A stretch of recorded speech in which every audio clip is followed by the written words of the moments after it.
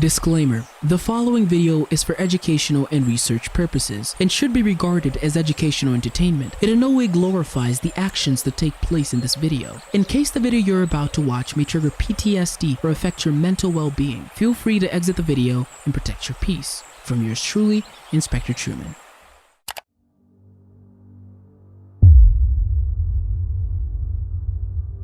I don't know who among you remembers the show Doomsday Preppers that aired on National Geographic from 2011 to 2014.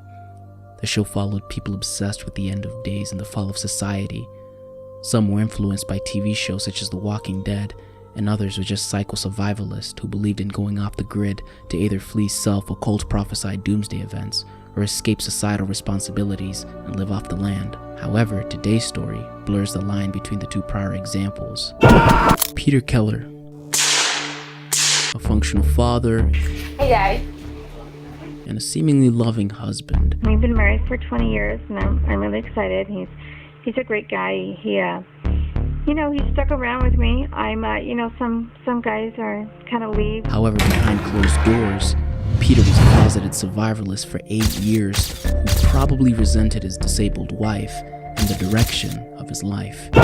These thoughts would lead him to kill his wife, Lynette Keller, his daughter, Kayleen Keller, his dog, Dino, and set his house ablaze. Peter would also make vlogs to document his journey and his murder plans. Who was Peter Keller? Did he resent his wife? What led him to kill his family? My name is Inspector Truman, and join me as I answer these questions and explore the twisted mind of Peter Keller. Ladies and gentlemen, welcome to Camp Keller.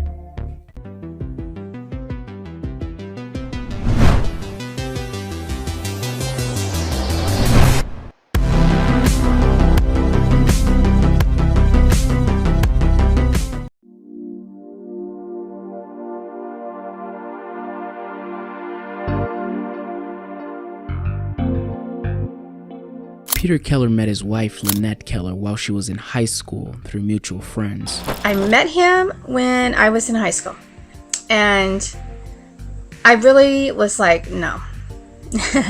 Sorry. I was with somebody else at the time, but I just, wasn't interested.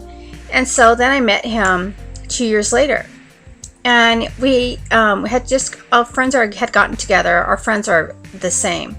Peter would pursue Lynette even if she didn't want a romantic relationship with him. He kept bugging me and telling me he wanted to, be more than friends. And I kept saying, no, I can't. I'm not going to have a long distant relationship. I'm just not going to do it, because we were living in Oregon at the time, and I thought I was going to move to Washington. So it's just like, 3 hours difference or away from each other. However, his persistence and nice demeanor would pay off as Lynette would accept his relationship proposal. So I just wasn't going to do that. But then we decided to get together. And yeah, it was just great. And within 3 months of them being together, Peter would start to suggest they should get married. Then 3 months later, he started talking to me about marriage. And I was like, dude, I told you I don't want to get married. Stop pressuring me. We've only officially been together for 3 months. He actually started within a month. And I was just like, no, you gotta stop. Eventually, Peter would propose to Lynette in his car. Without any hesitation, she would say yes. He got the ring out of the bag and out of the box, and he grabbed my hand and said, will you marry me? I started laughing. I was like, are you kidding me? You're asking me in the car? But yeah, I was like, of course I'll marry you. And I grabbed the ring and put it on my finger. I was just so excited. The couple would get married, and soon after they had a daughter. They named her Kayleen. While their daughter was still young, they relocated to the state of Washington to a suburban house in North Bend, King County. Previously, while Peter was dating Lynette, he worked at a gas station, but once they moved to Washington, he got a job at a computer refurbishing store. His wife had a job, but due to a work-related accident that allegedly caused her back issues, she couldn't work anymore, and instead she collected a disability check and stayed home filming videos for YouTube of her making paper flowers and ribbons, which she also sold on the side. Probably 12 of these for $3.95, and the shipping will be $1.25 because it is pretty light. In 2011, Kayleen would graduate high school, and she was on track to start her studies at Bellevue College in the fall of that year. Before Kayleen graduated, her father would start to record his video diaries where he would record certain aspects of his life. He even recorded his daughter's graduation ceremony, as seen in this video here. How do you feel, Kayleen? No more high school, yay! From the outside looking in, Peter was a good husband. He supported his disabled wife, and he bonded with his teenage daughter. His wife in one of her videos always stated how Peter never wanted to see her in pain and always provided her with money for her hobbies. I know, my husband spoils me. He hates seeing me in pain, so tonight he came home and he gave me another $20 because he knows I'm going to the doctor's tomorrow and he wants me to stop at Michael's and get some more stuff.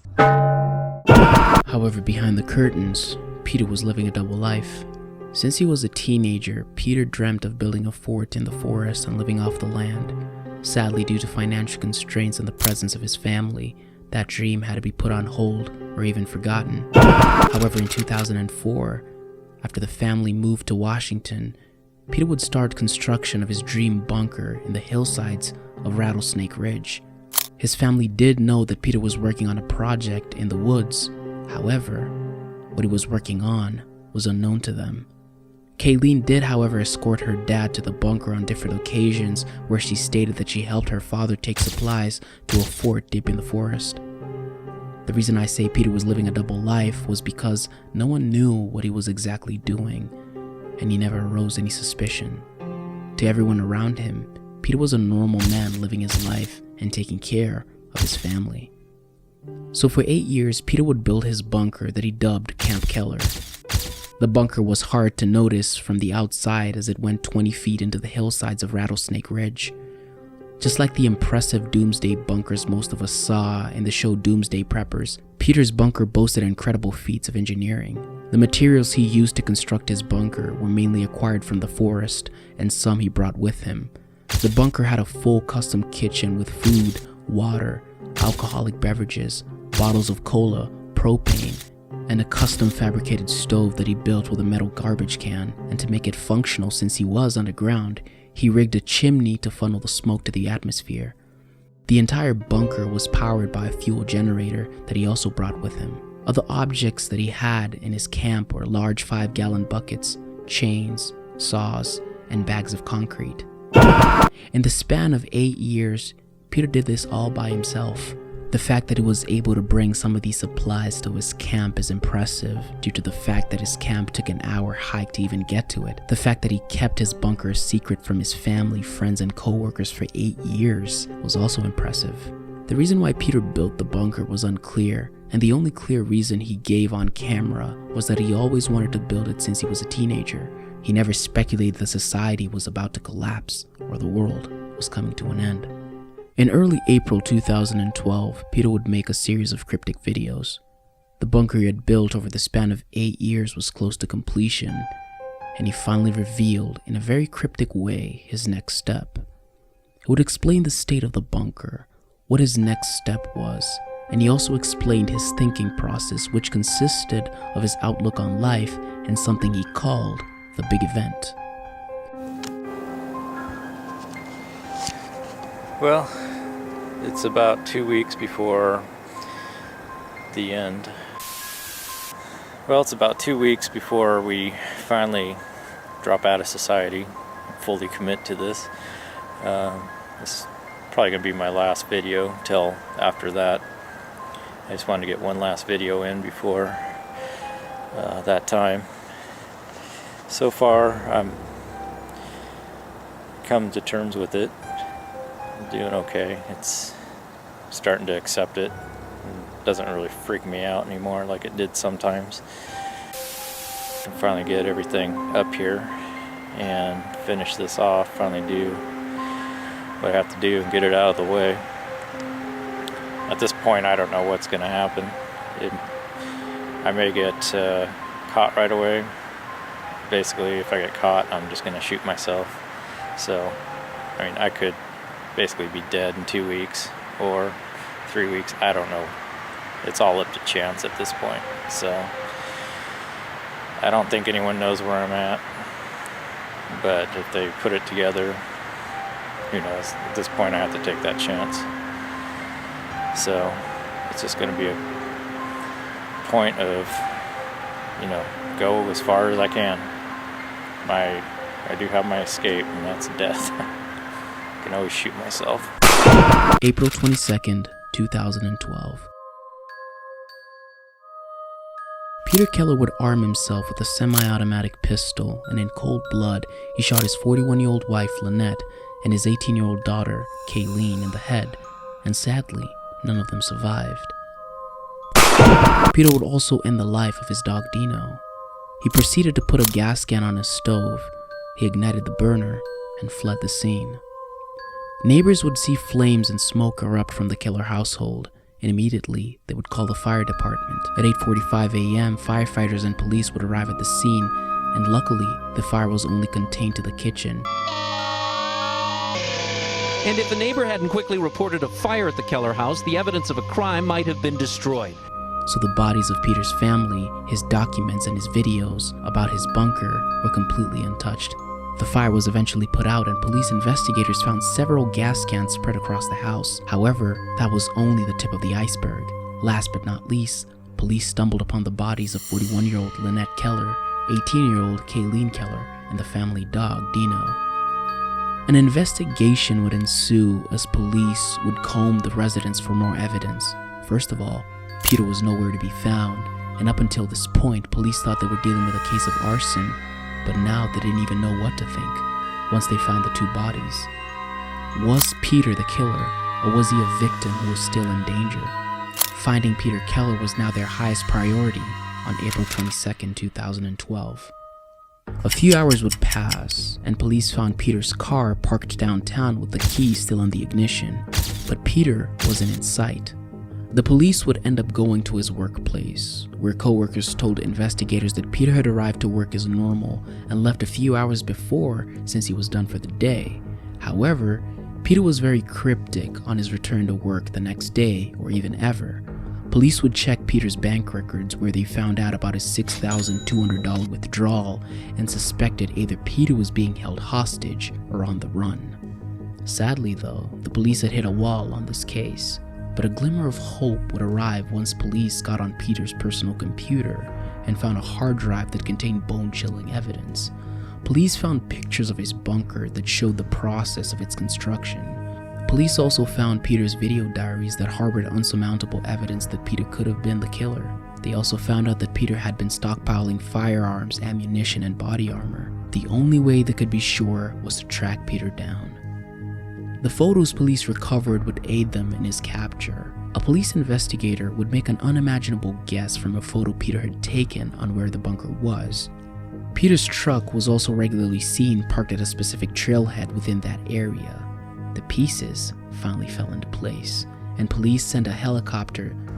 Finally, the smoke from Peter's chimney gave away his position, and the police finally knew where he was.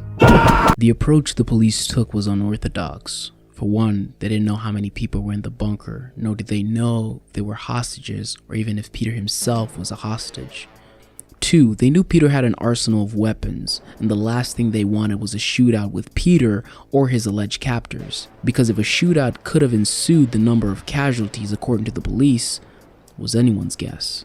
So their plan of action was to lure whoever was inside the bunker out, and they had to be careful not to spook them. Police would surround the bunker in the air with helicopters, and on the ground a SWAT team was in close proximity to the bunker. SWAT officers would throw a gas canister into the bunker, hoping whoever was inside would be forced to come outside. However, it had no effect. One of the officers suggested they flood the bunker with water from a nearby creek. However, from one of Peter's videos, they found out that the bunker had multiple levels, so that was out. The police even tried explosives, but it bore no fruit. So it was up to them to approach the bunker and force whoever was inside outside. After a 22-hour standoff, the SWAT team surrounded the bunker, and once they called out to whoever was inside the bunker, they heard a pop. And SWAT officers found the lifeless body of Peter Keller, and just like that, it was over. This morning, the SWAT team used explosives to blow part of the roof off the bunker. When they did, they found a body. There's a great deal of blood and a pistol nearby, and they do believe that this is Peter Keller.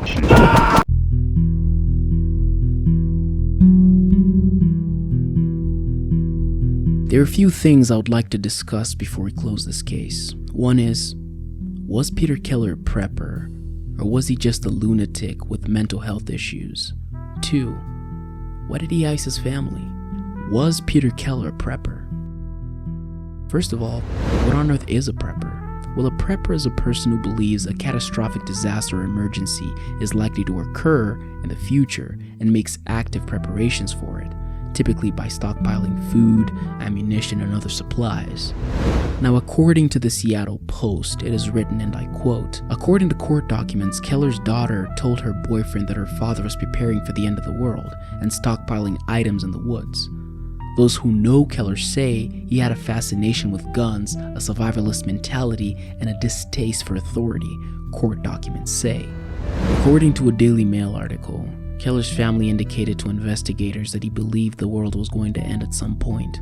It further stated that Kayleen's boyfriend told detectives that Peter Keller had shown him his gun collection and several large caliber rifles and handguns. Court documents said, the boyfriend, who was not identified, said Kayleen had told him her father took long hikes on the weekends and was stockpiling supplies at a fort in the woods. Police also found a safe with documents in his home that talked about how he would build laboratories for viruses and nanobots. The house fire was extinguished before the contents of this safe burned. Inside, a pipe bomb, ammunition, compact discs, and computer hard drives containing drawings and photographs of a bunker Keller had spent 8 years building in the woods. It says many chambers will be labs and research facilities to work on viruses and nanobots. So with this information, I had 2 theories. The first theory is that Peter Keller was indeed a survivalist prepper.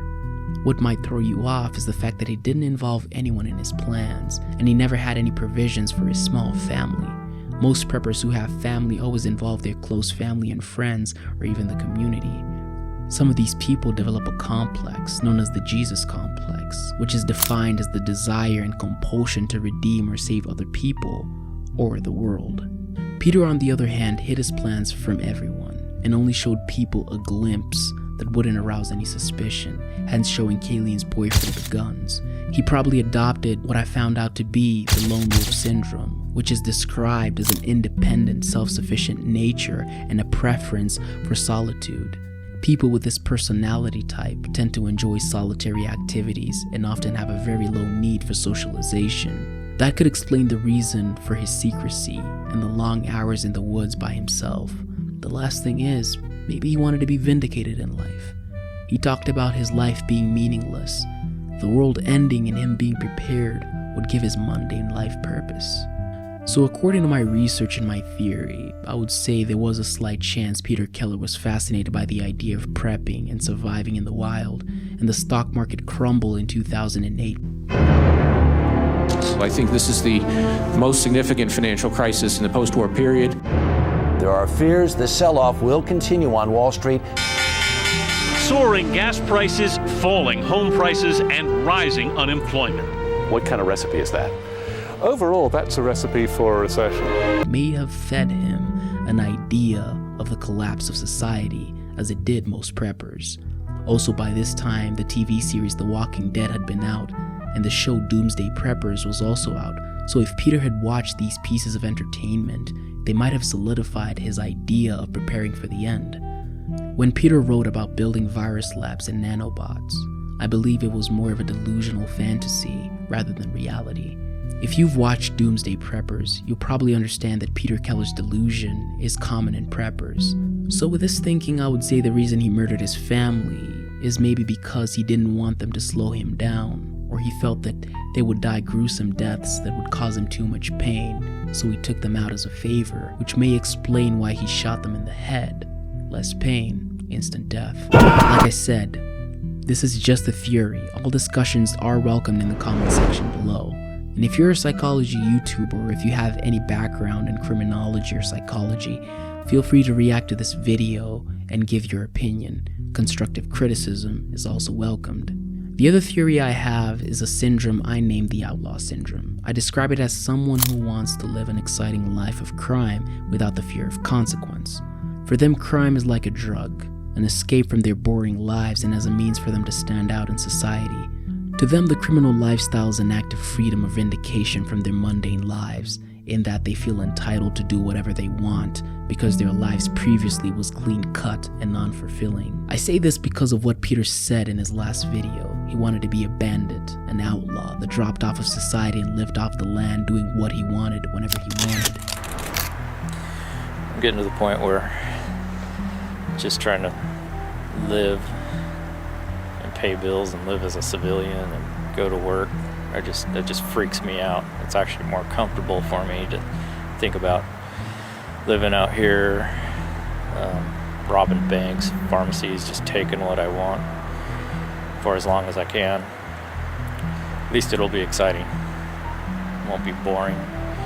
Now, in this theory, the reason I think that made him kill his family was a means for him to get chased by the police. The same way a villain can never function without a hero to foil his plans, I believe Peter had the same mentality.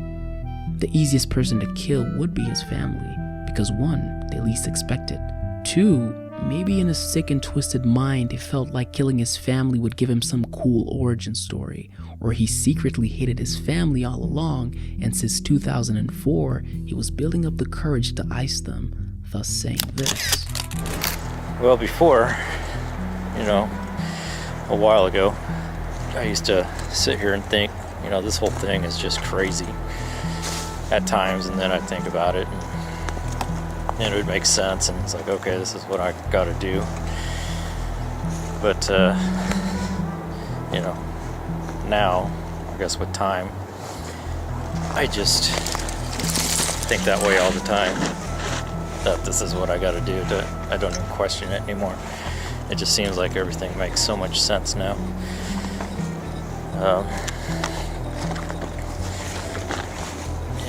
Just the more I've thought about it, the more I understand it. I don't really feel bad about it. It's just the way it is. Certain things happen that cause this to happen. So, just kind of accepted it and just rolling with it. But did Peter Keller resent his family? Now, this is a slippery topic to discuss because I had limited access to his videos, and everyone around him said he was a good dude. However, good men don't kill their families and flee to the woods. It is common for married men to resent their wives for years and finally pop and divorce them, or even do what Peter did. The guy who never addresses any bad habits that his significant other may have in fear of not rocking the boat, which in this case is the relationship, or their partner might be abusive or threaten to leave. Years of that pain and the lack of a fulfilling relationship will probably cause a man to pull a Will Smith or even worse. Of course, this must be caused by some mental disorder such as depression, PTSD, anxiety, or an unhealthy emotional attachment or dependency. Peter could have despised his wife because she was disabled, and this used up some of his money that he wanted to use to further his dreams and aspirations. The funny thing is, Lynette always claimed that Peter spoiled her, meaning he gave her money without even asking, or when she asked, he freely provided. Family members also stated that when his daughter Kayleen asked for something, he never said no. So where does this resentment come in? Well, this is a long shot, but the fact that Peter was the sole provider and he probably felt underappreciated, the fact that he couldn't say no to his wife because she needed him the most at this time, and he wanted to focus more on his personal passions and goals, but he couldn't. His daughter now needed more money for college, and that would put even more strain on his finances, making his plans to take a back seat. My wife is just gonna suck all the money out that I have. To summarize the whole concept, Peter was tired of being a provider, a caregiver, and husband. He wanted to leave it all behind. This clip brought me closer to this conclusion. And I don't have to worry about Lynette or Kayleen, and everything will be taken care of. It'll just be me. However, that doesn't answer the question of why he killed his family. It only suggests that he had some sort of resentment towards them. This really got me thinking, until I realized this man was mentally unstable since childhood. This clip helped me back up this claim. I don't think it's all my fault. I think it's more my upbringing, family life. Peter also suffered from low self-esteem, which probably made him stay in his relationship, which he obviously didn't like. No money, my looks are horrible, no personality. You see, people who have low self-esteem end up staying in abusive or unfulfilling relationships because they think that the person they're with is the only person that can accept them as they are. So that's why Peter always did everything for his family without question or resistance. He always did whatever his wife wanted, even if it didn't sit well with him. So in 2004, he had to find a way to cope with his childhood trauma and his unfulfilling life. That's when he started construction of his bunker. This clip further made me believe just a little bit more in this theory. All I did was work on this. This is the only thing that would make me feel better. So throughout the construction of the bunker, I believe that Peter Keller played around with the idea of icing his family. And in 2012, after the bunker was complete or somewhat complete, he executed his plan. Bottom line is, this man had issues even before he got with Lynette. And since he did keep asking her to marry him, which I presume he thought would maybe make him feel more fulfilled, however in turn, it probably made his life worse. Lynette and Kayleen were sadly casualties in the life of a madman.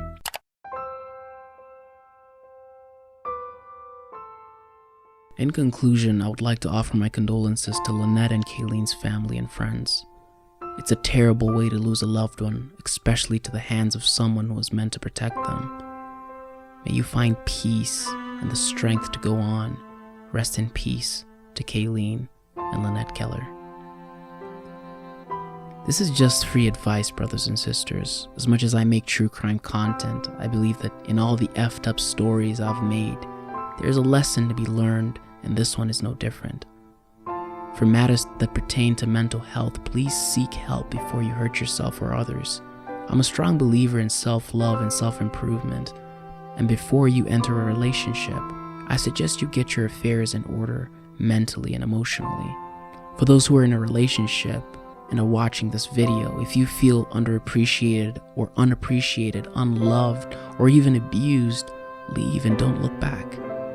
It's better to have a broken relationship than a dead-end life that adds to your mental decline. If you're married and issues arise, then work on it together. Because I believe that once you marry someone, you give up me for we. And if it doesn't work out, just divorce your partner rather than doing what Peter did, cutting the life of a bright young student who had her whole life ahead of her short, and a woman who was trying to see the silver lining in her physically altered life and use social media in its infant stage to spread joy and positivity while dealing with physical pain. How painful is it to see that Peter Keller thought no one cared? I was just too ugly. Nobody cared. As most men suffering from mental illness feel alone. I've been there. You, whoever you are, you're not alone. If you're watching this, know that you matter. And if you hear my voice, it means that there's hope. And seek help, build strength, and live a good life. Anyway, if you like this piece of content, don't forget to subscribe and like. Looks like my time is up. Thank you for 2K subs.